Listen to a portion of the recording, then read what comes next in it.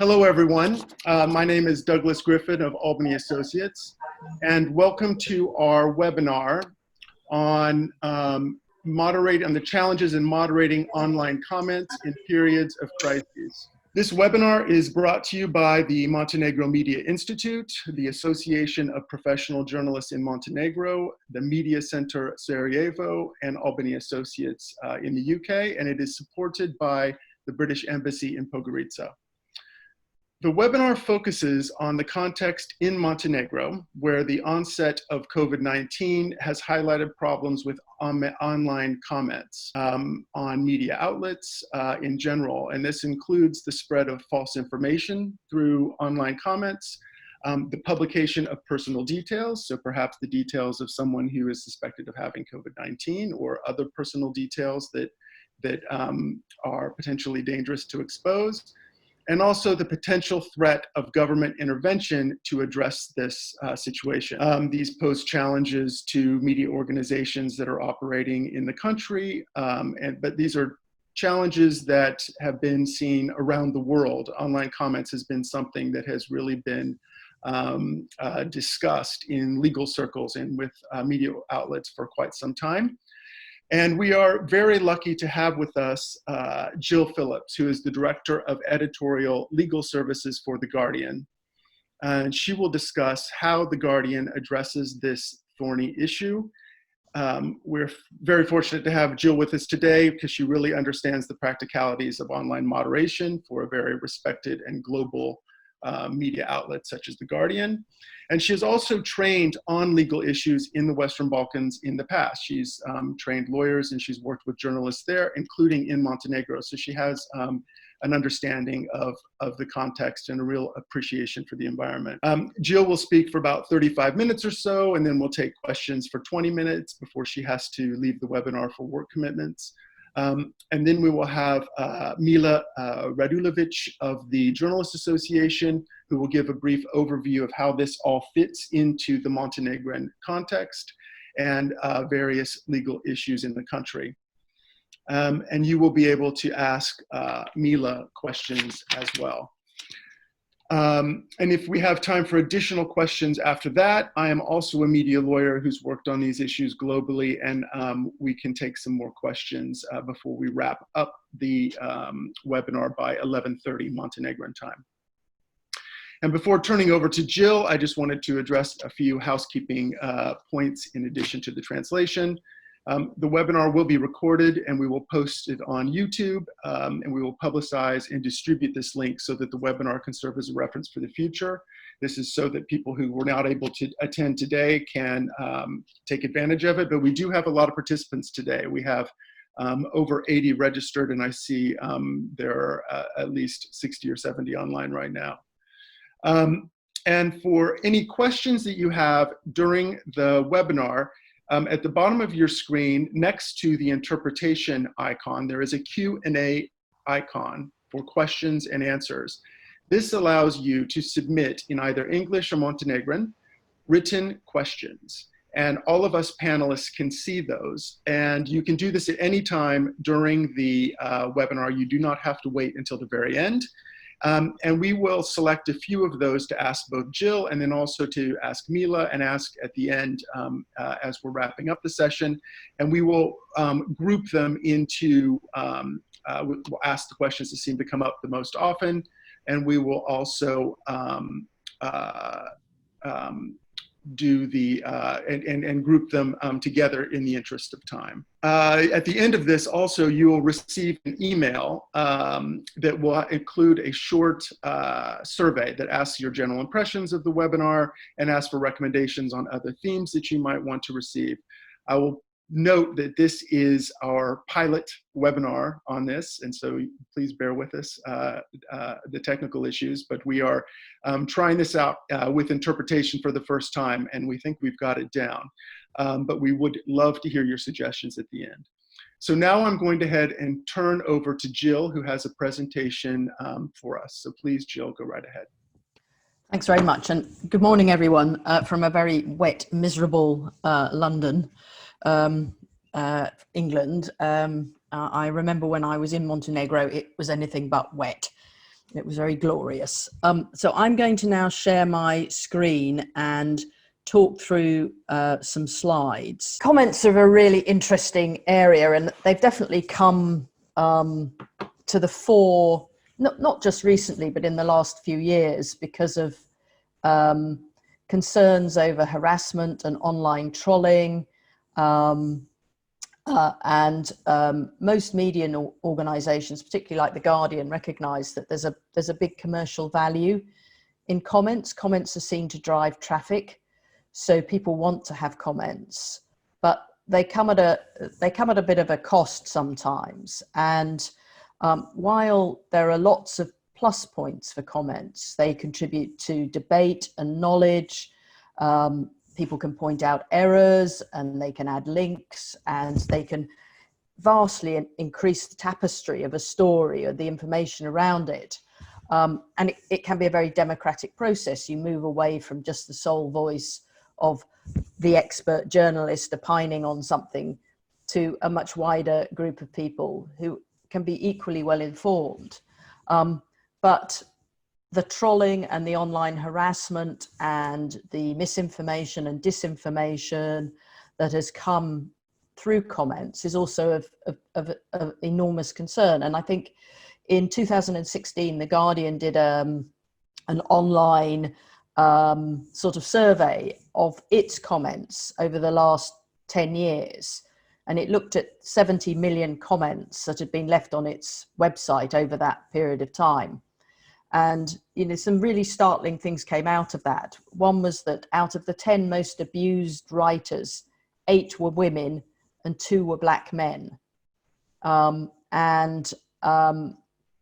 This led us to really re-examine what we were doing with comments, how we were using them, the purpose of them for the organization, because we realized there was a reputational issue, there was a staff issue.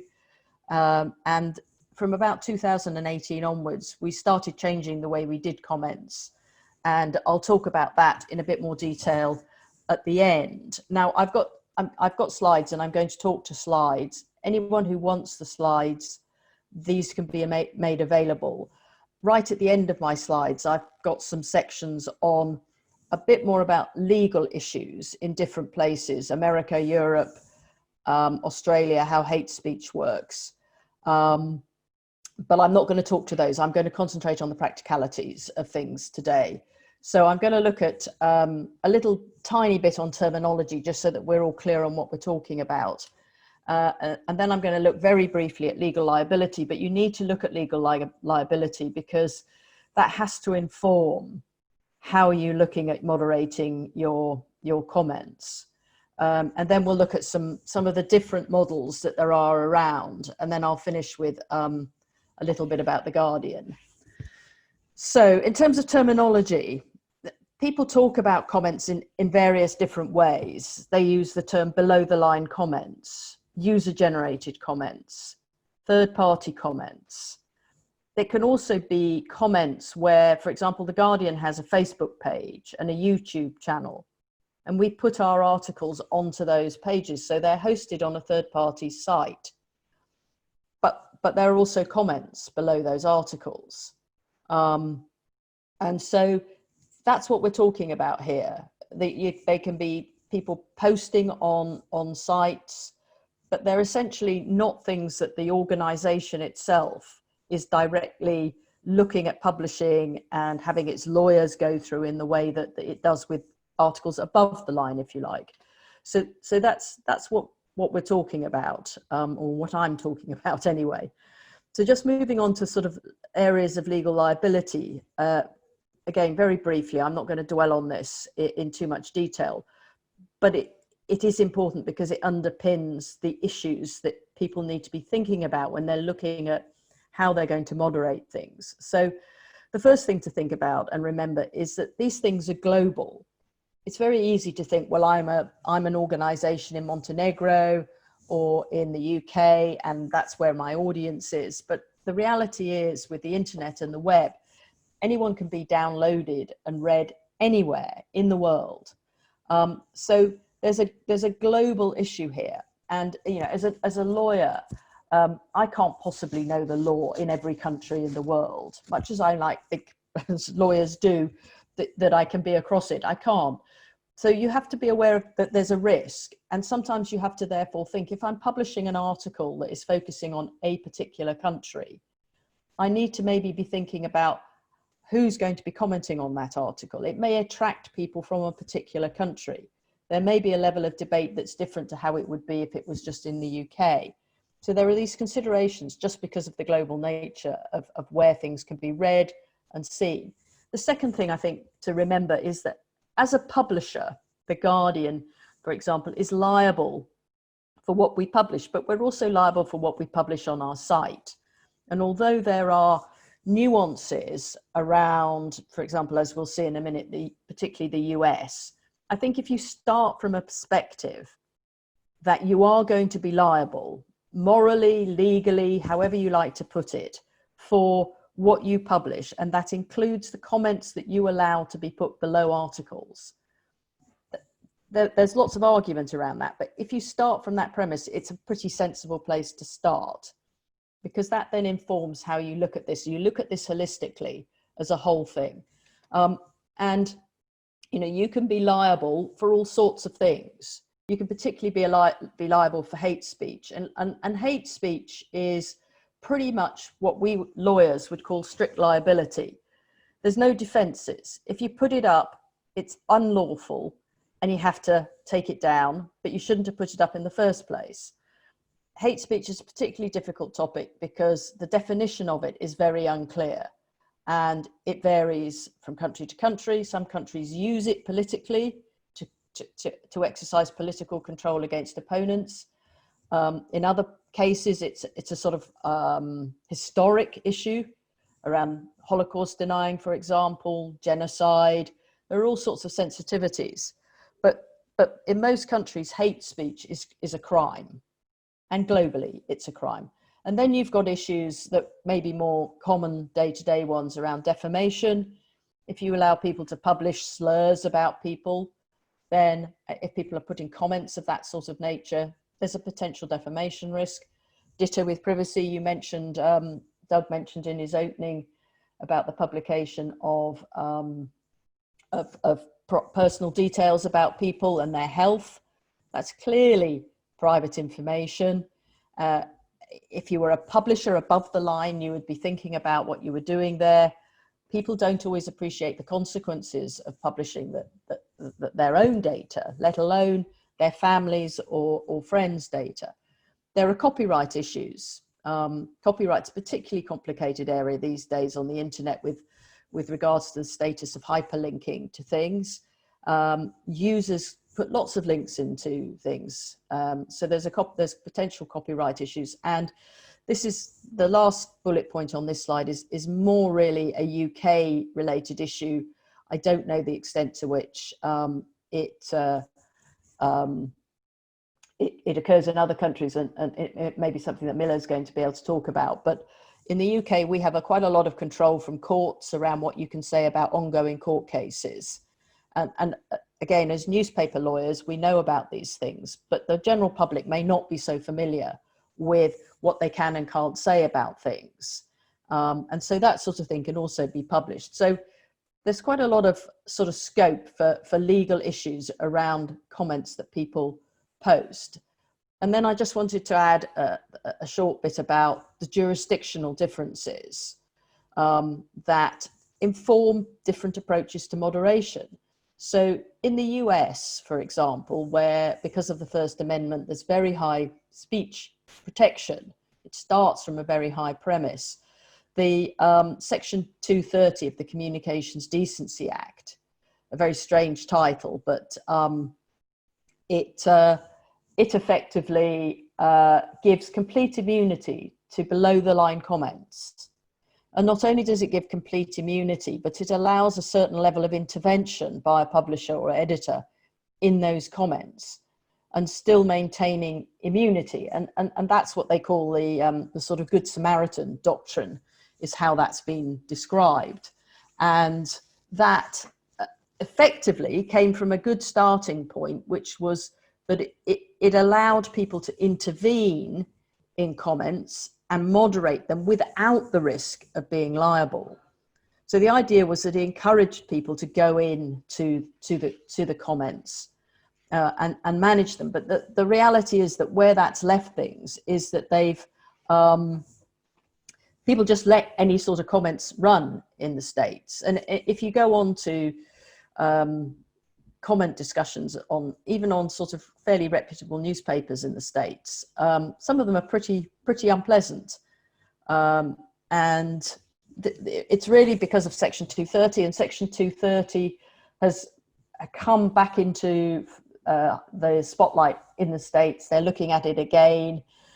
You compare that to Europe, where we have a much more nuanced approach to these things, and we balance rights much more. So Article 10 of the European Convention on Human Rights, Article 19 of the International Covenant on Civil and Political Rights, those are both the articles that respect freedom of expression, but they're also both qualified rights. They're not absolute rights. They're qualified by all sorts of things. And in a way, that more nuanced approach is reflected in the e-commerce directive, which is what rules over Europe in a lot of places in terms of how they look at liability on comments. And that can range from immunity for what you would call a conduit, just a straight line that's not, it's almost, in my mind, just like a cable that is, things are running along and they go from A to B, through to people who are hosting comments. And it looks, again, in a nuanced way about where liability might lie. I think also the other thing to remember throughout this is that in all these countries, hate speech, however you define it, is unlawful. And there have been some cases from Europe which have basically said, it doesn't matter if as soon as you knew about it, you took it down. They say you should have taken it down before you even let it up. And, we all know in practice that's almost impossible to do. But that's where it is. And a lot of the way that the legal liability issues look at these things is against this active versus passive publishing.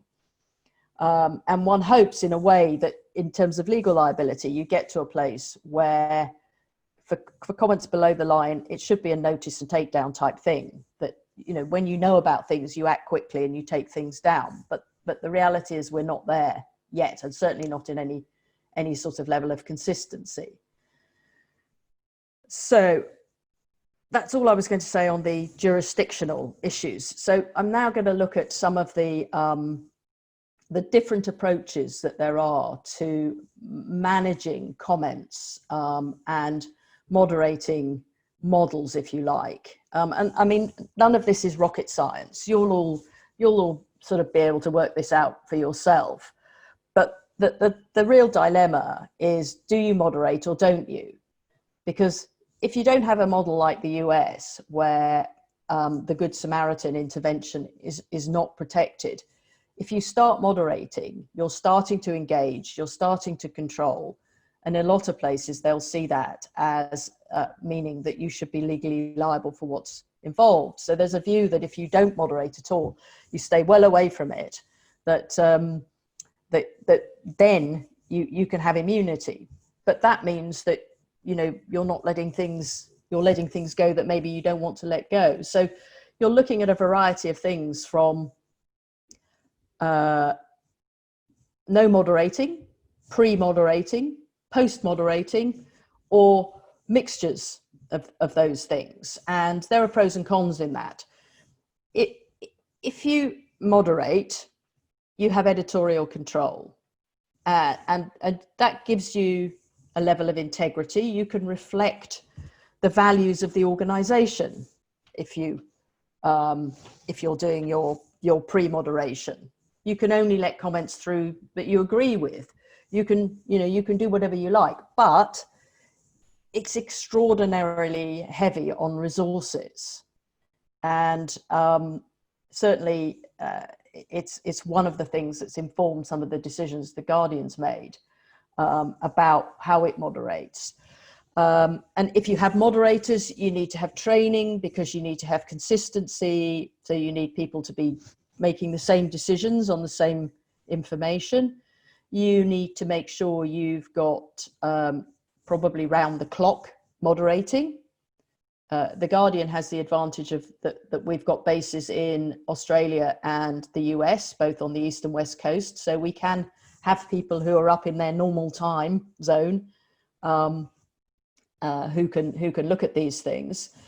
You've got issues of censorship or free speech. If you over moderate, then you're going to possibly be accused of censorship, because effectively you're not letting through lawful comment. And then you've got issues about accountability and who the moderator is and what standards you moderate to. So there are lots of pros and cons that that have to be put into the mix, and that people have to look at those and decide where they feel most comfortable. In terms of unmoderated, as I say, everything goes up straight away. There's no sift. You may have, in some instances, in an unmoderated system, some sort of spam filter. You may have some sort of hate speech filter that tries to knock out automatically certain keywords. There are issues with automated, which I'll touch on in a bit. In a lot of jurisdictions, if you don't moderate, you can say, well, we're effectively a conduit here. We're not involved in this at all. We're not an editor or an author or a publisher. So some people like this because they think it gives them high levels of legal protection. You don't need to invest resources. It's much cheaper. It's much quicker. And in reality, a lot of claims and complaints about comments are resolved simply by taking things down. So you may say that proportionately, unmoderating is a good way forward. There are disadvantages to it, however. There's a lack of editorial integrity that comes with unmoderated comments. How do you manage things so that you create a place where people have a community sense? How do you make sure that people aren't trolling or harassing or abusing? The legal position is by no means clear, as I've said. And there is definitely the law in a lot of countries is moving to a place where it says if you choose to put something up that you know is controversial and you open comments on it, that of itself is going to make you liable legally for them, because you've chosen to do that. And as I've also said, there are hate speech risks. You can spam and filter quite a lot of stuff, but you can never get everything. The pre-moderated is basically where you don't let anything out into the public domain without having checked it through first. That gives you a much greater level of control over, avoiding abuse, and, as people say, a cleaner site. Much less likely that you're going to have things that are problematic, and you can do it all in accordance with standards that you want to set. But it's enormously resource intensive. It may take days if you looked at every comment before any comment ever made it up into the limelight at all. You need an enormous amount of training, and for most people, it's just not practical. It's just too risky, and you still have the risk that if someone lets something through that shouldn't have been let through, that you've got a liability straight away. And there is a sense also from people, because it's generally not a transparent process. I mean, there was a lot of discussion around what Facebook were doing and what controls they were using, that you're censoring comment. So pre-moderation has its ups and downs as well. Post-moderation, I've asked the question at the top of this slide: is it the worst of all worlds or a sensible compromise? You get a bit of both, and you get the advantage of things going up quickly. Hopefully, if you're looking at things and your moderators are doing a job, they can spot problems early and take them down. Again, as I said, quite often a lot of complaints are dealt with by prompt takedowns. So if you're looking at risk and proportionality, you can deal with things quite quickly. And there are, again, there are problems with post-moderation from the legal liability perspective, because there is still a view that if you're editorially engaged and looking at things, then you're going to be effectively in control of them and therefore should be liable. And there are concerns that post-moderation really doesn't manage to get into everything in the way that it should. And again, it creates practical problems around liability, which is why I sort of think that you don't want to get too bogged down in thinking, well, am I going to be legally liable or not? Maybe I am, maybe I'm not. I think if you start from the perspective that if you're a publisher and you've got comments below the line on your articles, you should accept responsibility for those, and then move forward from there in terms of how you're going to deal with things. Now, there are hybrids, so you can have a mixture of these things. You can say for some things, if you've got a recipe or a travel blog, that's going to be pretty low risk. So you could put all the comments on there in an unmoderated way and not really worry about them too much. And that has an advantage of, better for speech. It frees moderators up to deal with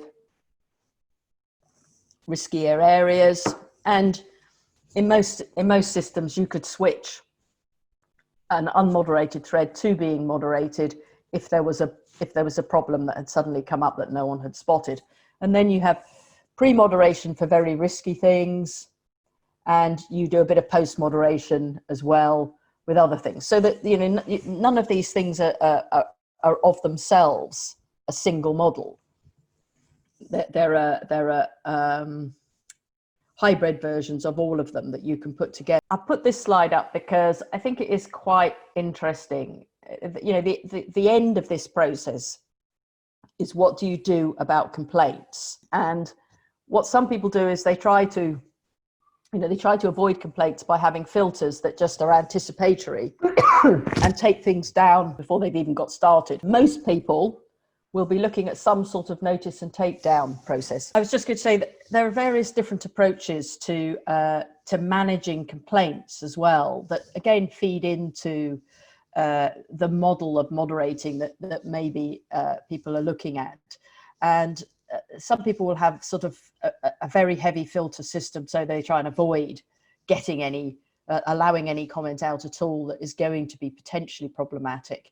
Most people operate, or will be looking to operate, some sort of notice and takedown, so that as soon as you get notice, you respond and you take stuff down. That of itself has nuanced differences, because if you get a complaint, it doesn't necessarily mean that something is illegal or is unlawful. But there is then an issue about whether you, as the non-publisher but hoster of the material, take the time to investigate, or whether you just take things down. And a lot of regimes look at obligations to remove unlawful content, but of course that may need to be determined by a court before it can be said to be unlawful. Another process that some people adopt is what they call notice and notice. So when you get a complaint, you go to the person who put the comment up and you alert them and you discuss with them and see what their view of things is. That's obviously a much more consensual way and feels less censorious.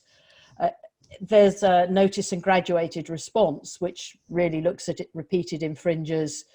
You have a series of escalating sanctions which progress, and in some cases you may block or terminate the service. You may put people on pre-moderation if you think that that's appropriate. There are filtering and monitoring processes that can be done to identify particularly repetitive things. So once you've become aware of a particular route, you can use technical methods to try to manage that. And at the bottom, I put sort of voluntary measures, because in a way, this is the use of terms of service, whereby you create your own system, and that includes how you look at things that in terms of your own internal resources and what you do with it. But in your terms of service allow you to say what you will and won't tolerate, and what you will and won't put up, and how you'll behave, and how you expect people to behave. And again, there's been an awful lot of discussion recently around Facebook and Twitter and using their terms of service. Now, some people don't like this because they feel that it's the deferral of responsibility onto these private organizations. But when you're a publisher, if you're worrying about what you're letting out, having your own terms of service and a voluntary code of conduct effectively can be really important. And in a way, that takes me on to the final bit of the talk, which is just how the Guardian is doing things at the moment. And as I said, the way we do things now has been informed really by the outcome of the Web We Are investigation that we did back in 2016. And we've changed what we do and how we do it in the last 2 to 3 years. And we've certainly got to a place where we think less is best. So there was a sort of rush in the early days to have comments open on every single article. And we don't do that anymore. And if we've got several articles on the same topic, we'll open comments on one, and we'll choose which one to do. We also have recognized that we don't want nasty comments and we don't want abuse. What we want is things that contribute to the debate and to knowledge. And so we recognize that we need to have, this is part of the overall Guardian site. And we want comments to be consistent with our values and contribute to the debate. So we have terms of reference, we have community standards, we have a set of 10 community standards that are quite straightforward, and they start off with, we welcome debate and dissent, but personal attacks against authors or other users, persistent trolling and mindless abuse will not be tolerated. They also include things like we manage what we call off-topic and on-topic. So one of the things that we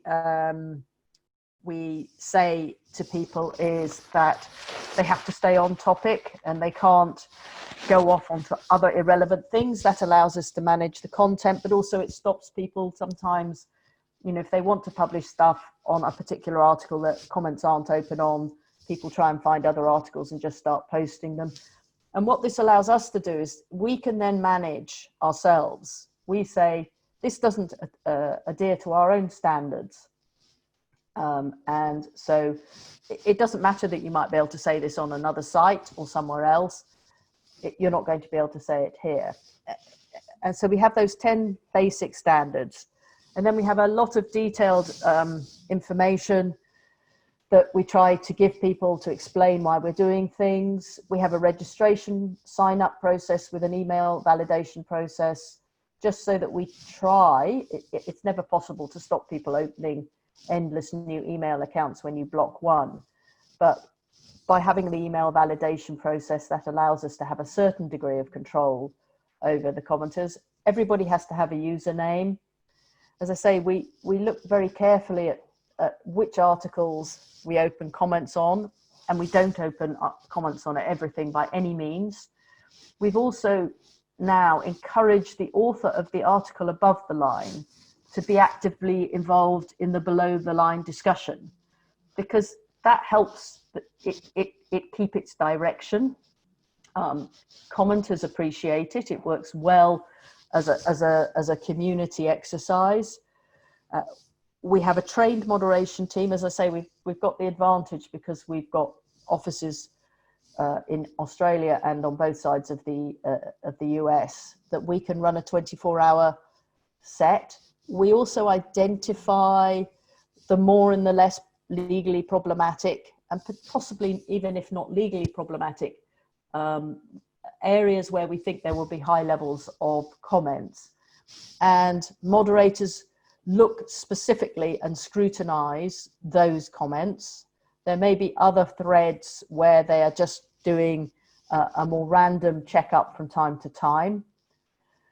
We don't pre-moderate much at all. Most of what we do is post-moderation. We have report abuse and other reporting tools. And one of the deals with being a commentator on the Guardian site is that you also self-police. So we look to the community to also tell us if they think things are wrong or abusive or publishing personal data. And that works very well. And we have we do have a dedicated lawyer for our community team to access if they have any particular concerns. It doesn't happen that often. And one of the big difficulties, I think, is the nuanced one around the difference between comment and statements of fact. If people are commenting and making value judgments, they can get away with quite a lot that people may find offensive. But if it's comment, it's all right. If it's a statement of fact, it may be more problematic. And that really requires quite a level of thought from the moderator. We have a very quick response as far as we can to complaints.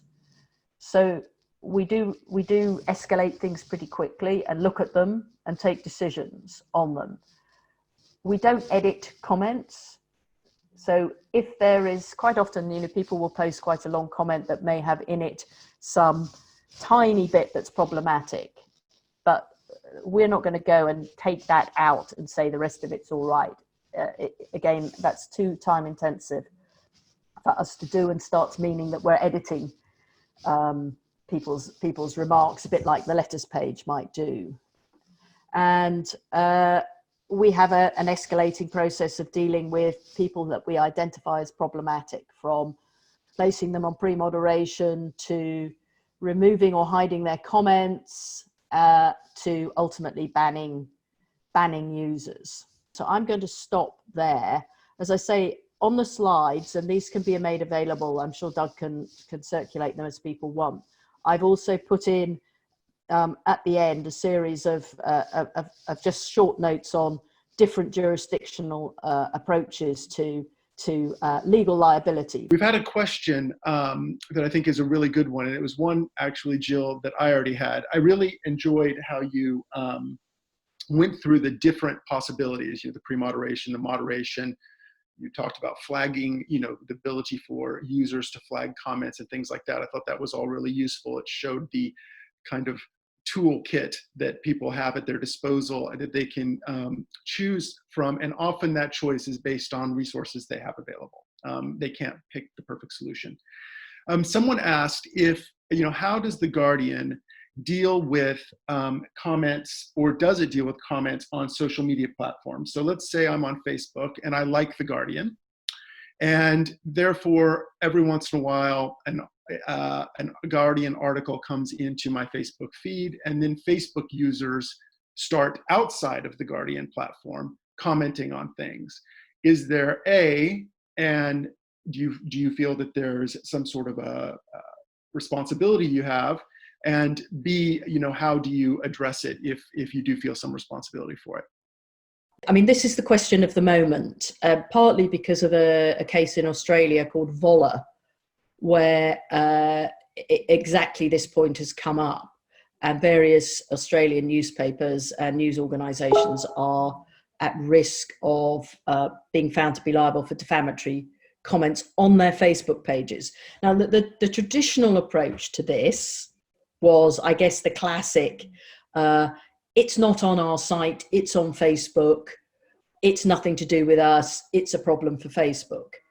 And Facebook that would then say, we're America, we can avail ourselves of Section 230 of the Communications Decency Act, not our problem either. And so you were left with a void, really, that everybody was saying, not my problem, go away, too difficult.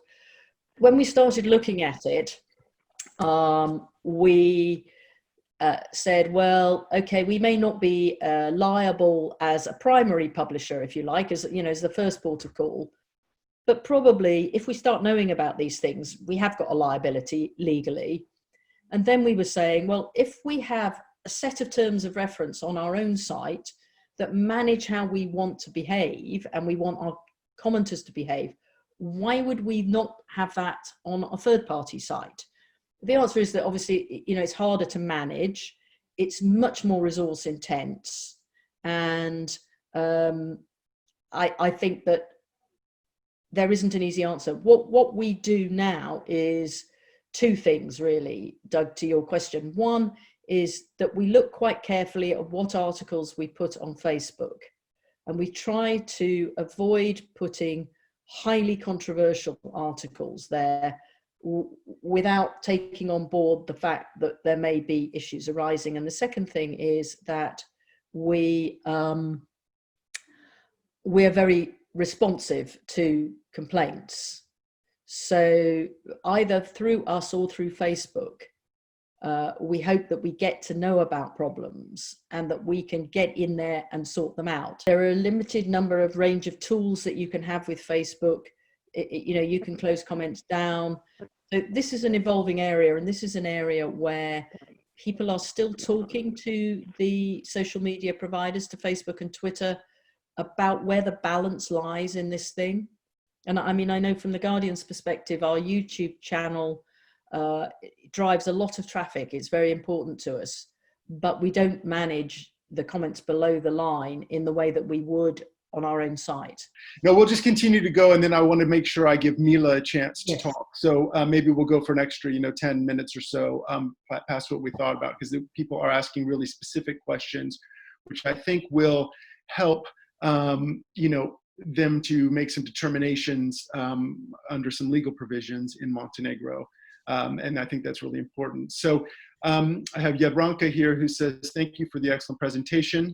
As we are in the final stage before the adoption of the new media law, one question, and I assume this is Montenegro, but someone please let me know if that's wrong, because we do have some other participants. As we're in the final stages before the adoption of a new media law, one question has emerged and been debated as it is expected to be a concrete legal provision. Namely, what is normally the time for taking down the unlawful comment after you receive the complaint or notification? So what is considered generally reasonable? And she says 60 minutes, 24 hours, 48 hours, just some sort of general thoughts on that. Well, I think, the starting point is probably that if it's hate speech and it's unlawful, then there is no time. It should never have gone up. The reality is, and if you look at the Delphi case in the European Court of Human Rights, Delphi, when they knew about the comments, took them down, but the European Court said it's too late. You shouldn't have put them up. So high-end hate speech, unlawful speech, there is no reasonable time to take down. That's the legal position. The practical position is that you have to do things as quickly as you can. And there are discussions going on. I think in Europe or France, I was reading somewhere where they were talking about you've got to do things within 60 minutes. I think in Germany, under the law that they brought in, I think in the case of high-end concern, you have to do it in 24 hours, otherwise you have 7 days. So, reasonableness is a moving feast. And really what you need to make sure, I think, if you want to have a responsible approach to these things, is that the communication channels that people have access to complain to you are very transparent, easy to use, properly monitored, and that you then have a quick response and escalation team, whether you're triaging so that someone's initially looking and going, oh, okay, that's an accuracy thing, I don't need to worry too much about it, we can sort it. Or, oh goodness, this is a really serious legal issue, I need to escalate this up to the lawyer to look at. Or some people would just say, any sort of complaint, we're going to take the comment down because we don't have the resources to investigate and decide whether we should be defending it. So there's an approach there, as well as a sort of, an ethical backdrop to it. Yeah, it's interesting. I mean, I think a part of that question would depend upon whether or not, or the answer that would depend upon whether or not that comment was flagged by a user, because, you know, under most legal provisions that exist, you know, what having knowledge of something makes you much more responsible for it. And it also shows, you know, often in broadcast legislation or print, you know, regulation, things like that, this issue of responding to user complaints and building some sort of a mixed system that is very responsive to user needs, because then you're allowing the public to actually determine what they see as unreasonable, or, and they also help you police it without using your own resources. So that is something that at a minimum, I think that even small organizations can consider is making sure, if you are doing moderation, that you have some ability for things to be flagged or brought to the editor's attention. I mean, I don't know if other people have, you know, occasionally we've, I mean, not in this direct context, but occasionally we've had need to go to other websites that have maybe picked up a story of ours that we know is wrong. And so you're trying to say to them, I think you should take this down because we've got problems with it. If finding people to contact, you know, you go onto websites and you look and you go, well, there's no contact details. I don't even know which country some of these websites are in. You know, some of that may be deliberate, but if you're wanting to be responsible, I think, you know, having a really easy, here's our complaint route, email us, here's the phone number, whatever route you want to, or a form, it doesn't matter, but that's really key, because I think that then shows, you know, externally that this is something you want to engage with and that you're trying to get right. Someone has a question also: how many people, which may, you know, generally, if you can estimate, are involved in managing comments for the Guardian, and are they trained in some way before they start their job? I have no idea what the total numbers are. I can try and find out, and I'll feed that back to you. Yes, they're trained. They have a set of standards that they adhere to. And they're you know, a very mixed group of people, which is, you know, part of the essence. You don't want your moderators to be the censor in chief. So they need to have an appreciation of the ethics of the organization and those sorts of things. But you don't want to have, I mean, again, the Guardian, you know, very helpfully in those ways that we all love each other, leaked all those Facebook internal guidance for their moderators, and you go, blimey, it's an extraordinarily complicated area. And you know, whether someone is, and the advantage of human interaction as opposed to automation is, at least you hope that a human can pick up on a nuance and a context.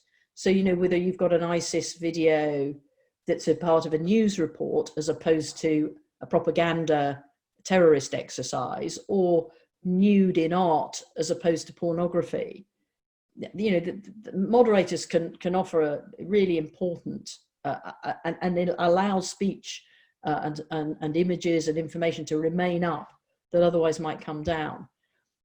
So, you know, yes, we have a big team. They operate around the world, and you know, some of them may do just 2 hours in Australia looking at particular things. But the key is that you have consistency as well. So you do need to have a set of standards that you train to. Thanks very much. Yeah, and the Guardian is, I think, you know, just as a reader, you know, is one of the most global organizations that exists, and has taken a very active, intentional, it seems, you know, global approach. So you're going to have a bigger moderation issue than, you know, something that just has a Montenegrin audience in mind or something like that. So I would assume you have to reflect your culture. I mean, we did have, you know, there were big discussions initially about, you know, the American end of the organization was saying, well, why are you moderating our comments? You know, we're immune. And you go, yeah, but this is a reputational issue. This is about who we are and what we want to be. So we can choose. We can choose that. That's the great thing about it. I mean, that's a really good point, is that often you see publications choosing something for completely it's not a legal reason. And if you look at the United States, and I'm American, you can see, you know, very respectable publications choosing very different ideas, and some of them don't welcome comments really at all.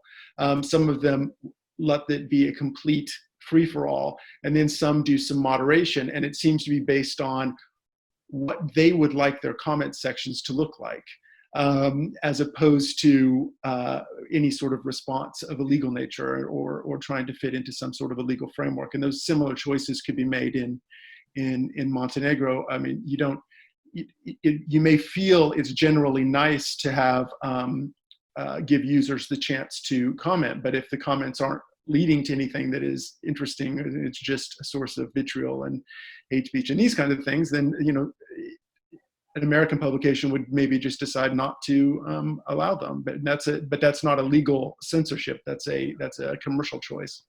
Yeah, yeah. That's why I sort of say it's a bit too easy just to say what's the legal position, because it's a much bigger and more important thing than what the legal position is. And in a way, I sort of want, when I talk to my lot, when they're discussing, I sort of say, park what the legal position is.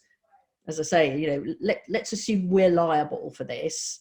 We're responsible for it ethically and morally, even if we're not legally liable. Let's start from that premise. Where do we go from there, and how do we manage that going forward? Yes, absolutely.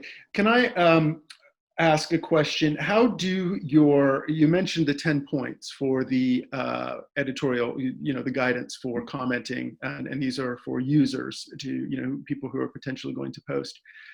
How do they see that, that list of rules? Are they required to register and sign up to it, or how do they actually interact with that? Because I think that will help these Montenegrin publications to figure out, how far do they have to go to develop rules, to inform the public about them, what is the best practice and what are their options? So as I said, with the Guardian site now, and particularly if you want to comment, you've got to sign up and you've got to register. And when you sign up and register, you agree to comply with the standards. If you don't want to comply with our standards, you can go and comment somewhere else. There's loads of other places. But so you agree to comply with those sort of things. And that's the advantage. That is this voluntary contract that you make, which means that you can say, well, yes, you may be able to say that on that site, but we're not going to allow it here. So, and if you go on to the Guardian homepage, at the bottom, there are a series of how to contact us, how to make complaints. There's a privacy policy, and there are also our terms and conditions, and all of that. The community standards is all accessible through that.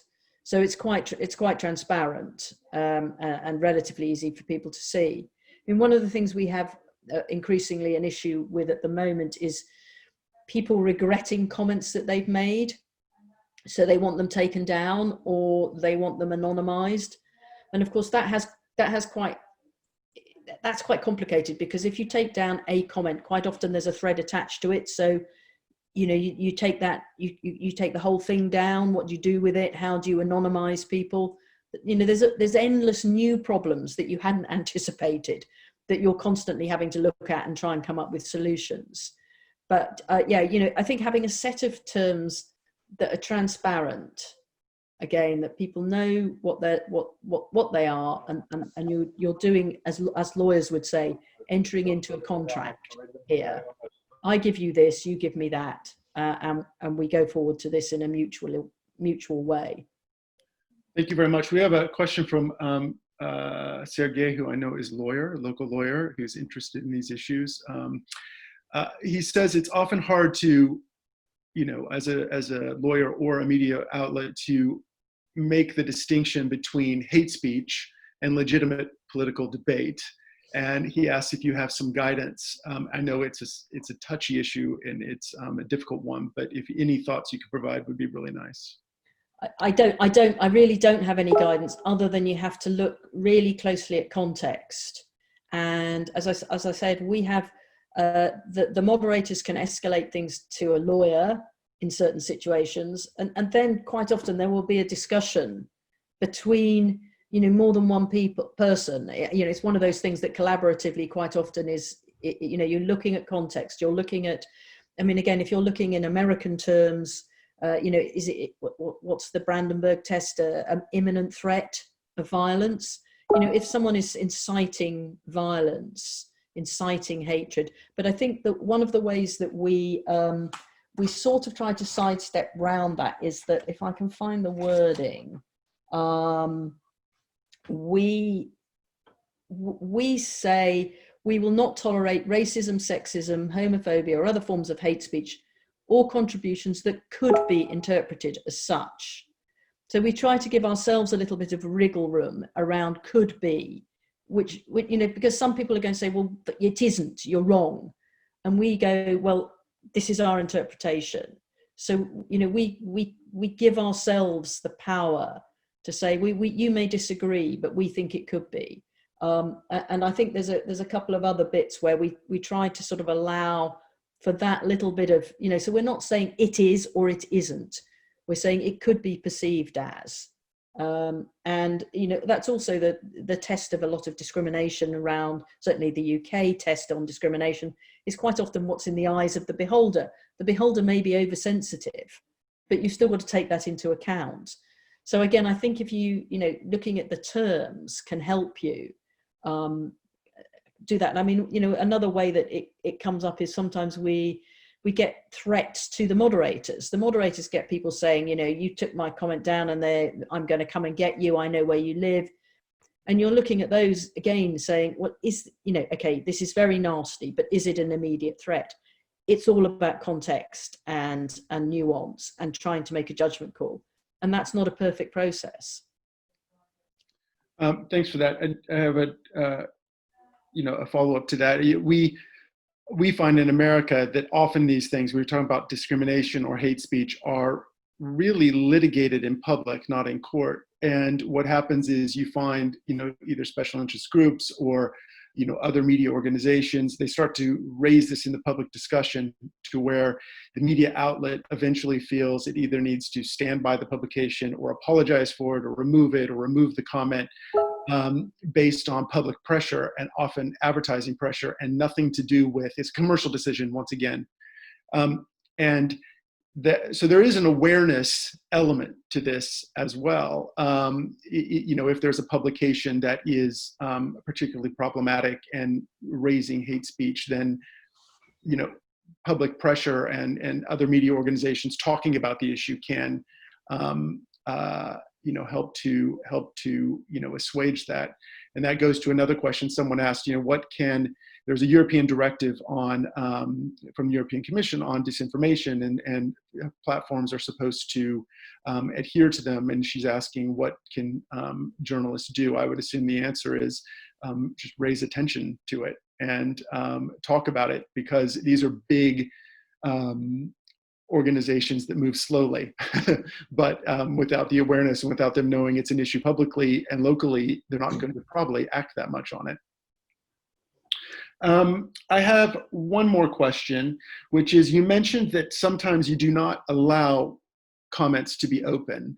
Can you give me an example of when the Guardian makes decisions like that? Is it because it might be highly controversial, or just because it's maybe not important?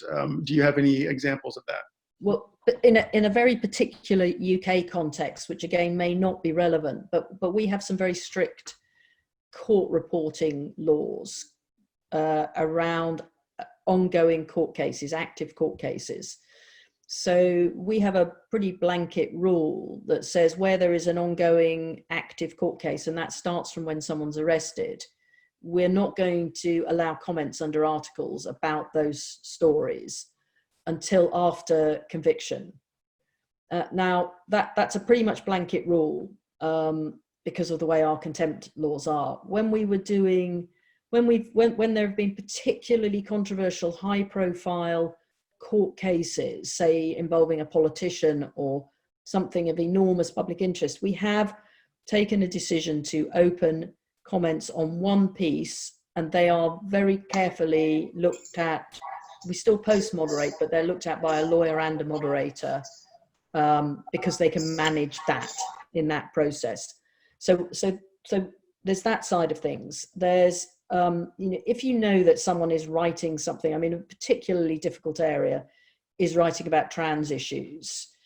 It's a very difficult area for the Guardian at the moment, as it is for a number of organisations, and you get all sorts of difficult comments on those. I think that you wouldn't want to put that article onto Facebook where you couldn't manage the comments.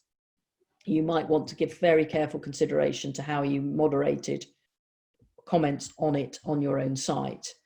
If we've lawyered an article, for example, when we were doing the Panama Papers or the Paradise Papers, those, we spent quite a lot of time very carefully lawyering stories, and because there's a lot of nuance around it. You don't want to really then open comments and let the Wild West come in and possibly go into the areas that you very carefully try to avoid it above the line. So, there are those sort of decisions that are taken around what is put where, and whether you open comments or don't open comments on them. Thank you very much, Jill. Olivera, do you have any comments or questions that came in? For one final question in Montenegrin, because I can only read the ones on the Q&A that are in English. If you have any, please let me know. Otherwise, we will go ahead and go over to Mila. So Jill, I will let you go. We have really appreciated this. We've learned a lot, and I think that it is instructive to kind of see the nuanced and almost rather subjective approach we've had to take as an organization to figure out how to respond to this. And you will be subtitling it and putting it out there for other people. You're welcome, Jill, to stick around. Mila's going to speak, but if you have to go, I totally understand. No. I'm gonna stay online and listen to Mila, because I'm very always very interested to see how people are doing these things on the ground. We do things this way in the Guardian way from the UK perspective, but there's lots of others. No rights and wrongs. Mila, maybe if you have any specific questions to ask Jill in English, that would be great. And otherwise, we'll let you just speak for about 10 minutes or so in Montenegrin before we wrap up. I would like to hear something more about articles which are not open for comments. I didn't understand because I have problem with translators. Is it when some people was arrested? Guardian does not publish articles which said that some people was arrested because they're afraid about lawyers. Is it correct or no? I was wondering if it's limited to court issues or legal issues that can't be discussed. It's a very particular UK issue. We have very strange laws around what you're allowed to report where there are ongoing court cases. It's called a strict liability law around this area. So once someone is arrested, as in by the police, up until and after the trial, then we generally do not allow comments on articles about those cases. Because while the lawyers and the publishers understand the law and can work around that, a lot of the members of the public don't understand it. So we're looking to avoid comments from people saying, they're as guilty as hell, I saw them do it, whatever it may be. It's a very tricky area. Can you please explain, if you hear me, which person is in media charge for moderating comments? Is it lawyers or journalists or some other persons? We have journalists doing it. Lawyers are there to help and to advise, but not to make decisions. Ultimately, any decisions of this sort will be done by editorial people, and we have a moderating team. And they are part of the Guardian. There's a community team in the Guardian that they're part of, who look at this sort of interface. Yes, thank you. And what would you Can you say for Montenegro, we haven't a law. Our media law does not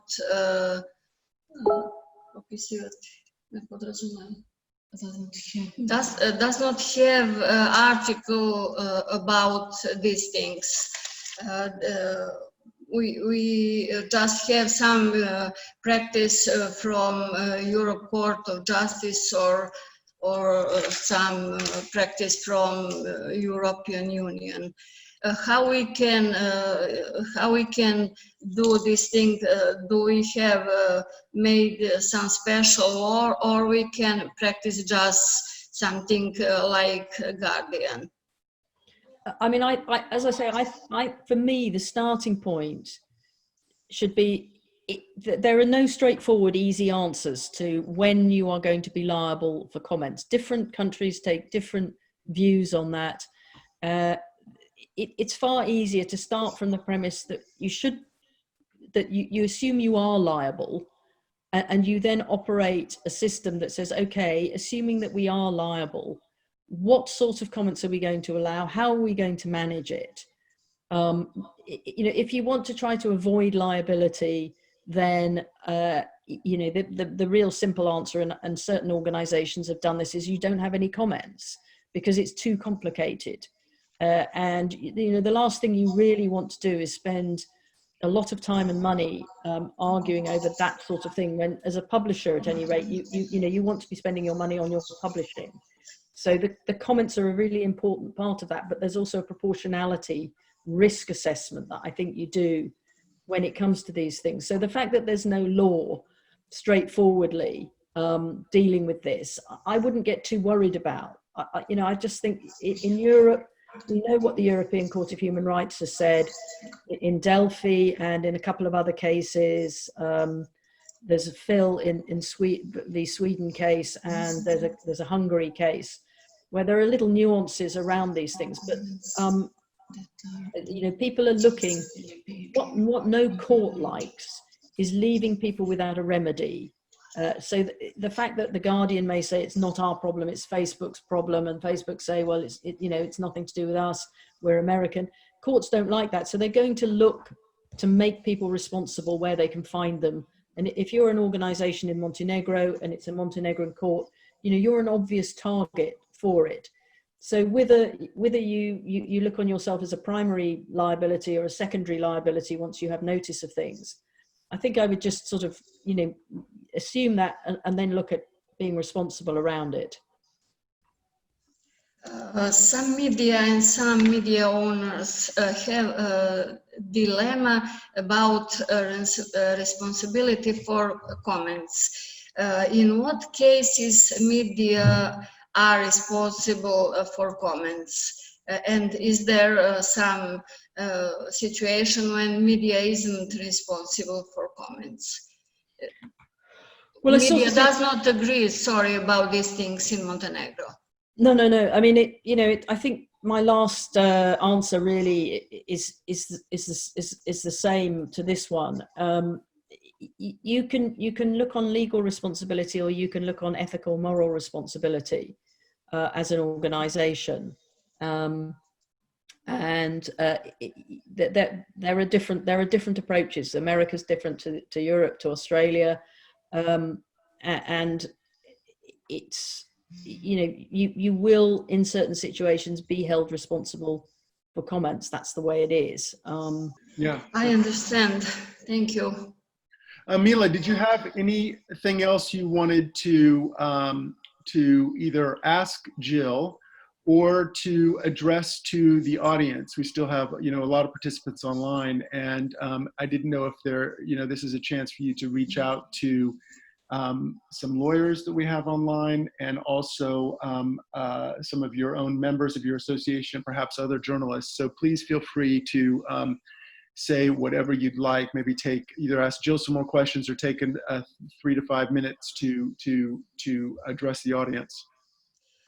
I will say something, but on my language. Mi u principu u Crnoj Gori nismo rešili problem odgovornosti za objavljivanje komentara i pored toga što to nije zakonski regulisano, predviđeno je da u novom zakonu o medijima koji je u proceduri usvajanja bude uneta odredba koja obavezuje medije da u roku od 24 sata od prijavljivanja uklone neprimjerene komentare. Ne verujem da ćemo na ovaj način rešiti problem koji već ozbiljno postoji u Crnoj Gori, a to je da se portali i mediji koriste za vređanje ljudi, za širenje mržnje i za lične uvrede. Obzirom da se trenutno nalazimo u jednoj politički delikatnoj situaciji, bojim se da ćemo u narednom periodu, izvinjavam se, imati veoma ozbiljne probleme kada su u pitanju komentari na portalima, a da to ni na koji način nije regulisano, niti uglavnom mediji snose odgovornost za to. Pravila komentarisanja su takođe veoma uopštena, neprecizna, timovi za moderaciju gotovo da ne postoje, zato sam i pitala kakva je praksa i kakva je preporuka. To uglavnom rade novinari, to uglavnom novinari početnici koji nemaju nikakvo ili imaju veoma ograničeno i malo iskustvo i znanje u vezi sa ovim. Retko koji mediji, gotovo, koliko evo ja znam, samo jedan portal u Crnoj Gori je uveo praksu premoderiranja komentara nakon izbijanja pandemije, znači shvatili su veoma ozbiljno što sledi i šta bi moglo da se desi u narednom periodu. Nažalost, ovo se još uvijek ne doživljava kao ozbiljan problem i ne radi se na tome da se prosto stvari postave onako kako bi trebalo. U poslednje vreme imali smo nekoliko slučaja privođenja i pisanja prijava, procesuiranja osoba koje su... Imali smo znači slučajeve kada su ljudi privođeni u policiju zbog komentarisanja i zbog šerovanja određenih tekstova na društvenim mrežama. Tako da te stvari kad je u pitanju sloboda izražavanja i njena ograničenost u Crnoj Gori uopšte nisu postavljene kako treba, odnosno nismo dovoljno radili kako bi se te stvari unapredile i kako bismo ljude edukovali da znaju u kom pravcu bi trebalo da idemo. Znači to je kod nas još uvek polje koje se otvora, još uvek lutamo, još uvek se pozivamo na neku praksu koju, nažalost, ne umemo da primenjujemo.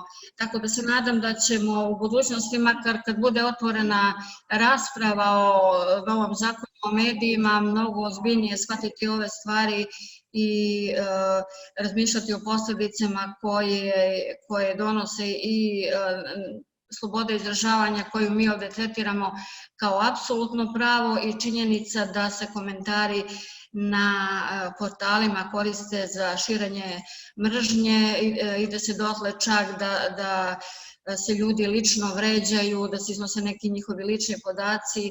Ja radim u jednom mediju gde smo suočeni sa situacijom da govorimo o onome, naravno što ja znam, ne kažem da toga nema i u drugim medijima, da ljudi prestaju da daju izjave, intervjue, da neće da razgovaraju sa nama zato što su njihovi tekstovi na portalima onda vrlo neprimjereno korišćeni i dovedeni su u nezgodnu situaciju da moraju da trpe razne uvrede i ponižavanja zbog toga što mediji prosto nisu u stanju da se nose sa problemom neprimjerenih komentara.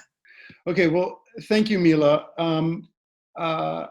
That was, it was great to have you. I give your thoughts at the end after we've had, almost an hour and a half to discuss this important issue.